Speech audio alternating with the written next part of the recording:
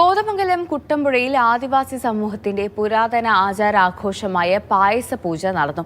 കാടിനു നടുവിൽ ക്നാശ്ശേരി വനത്തിലെ പായസപ്പാറയിലാണ് പായസപൂജ നടന്നത്.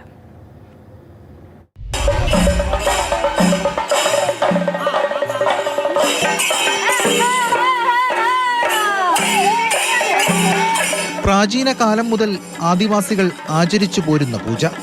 കാടും വിശ്വാസവും ഒരുമിക്കുന്ന അപൂർവ കാഴ്ച. വനമാകെ ഒരു ഉത്സവ പ്രതീതി. കുട്ടമ്പുഴ ക്നാശ്ശേരി വനത്തിനുള്ളിലെ വിശാലമായ പായസപ്പാറയിലായിരുന്നു ആചാരാനുഷ്ഠാനങ്ങൾ.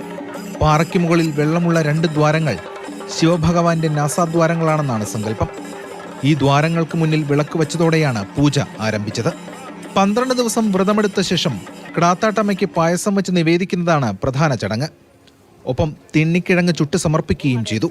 തൊട്ടടുത്ത ശ്രീ ദുർഗാ ഭഗവതി ക്ഷേത്രത്തിൽ നാളികേരവും ഉടച്ചു. പായസം വെക്കുക, നിവേദ്യം അമ്പലത്തിൽ വെച്ച് പൂജിക്കുക.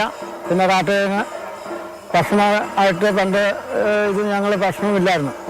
അതിനുവേണ്ടിയാണ് കാട്ടുകിഴങ്ങ് ചുറ്റിട്ട് അതിട്ടാണ് ഭക്ഷണമാക്കി ദേവിയെ കൊണ്ട് ഭക്ഷണം ചെയ്യിക്കുന്നത്. വിവിധ കോളനികളിൽ നിന്നുള്ള ആദിവാസികൾ പിണവൂർക്കുടിയിൽ ഒത്തുചേർന്ന് ഘോഷയാത്രയായിട്ടാണ് പായസപ്പാറയിലേക്ക് എത്തിയത്. പായസപൂജ നടന്ന സമയം പരമ്പരാഗത വാദ്യോപകരണങ്ങൾ ഉപയോഗിച്ച് താളമേളങ്ങളും ഒരുക്കി. നൃത്തവും പാട്ടും ചെണ്ടമേളവും എല്ലാം ഉണ്ടായിരുന്നു. ഇവിടെ പാറപ്പുറത്ത് ശിവന്റെ നാസാരന്ധ്രങ്ങൾ, മൂക്കുകൾ എന്ന പോലെ 2 ദ്വാരങ്ങളുണ്ട്. അതിൽ നിറയെ വെള്ളവും എല്ലാ വർഷവുമുണ്ട്. ആ വെള്ളം പറ്റാത്ത ആ വെള്ളത്തിൽ നിന്ന് എടുത്താണ് ഇവിടെ ആദിമ ചടങ്ങുകൾ ഇവർ ആരംഭിക്കുന്നത്.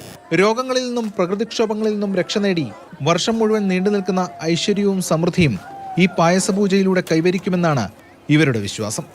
മാതൃഭൂമി ന്യൂസ്, കൊച്ചി.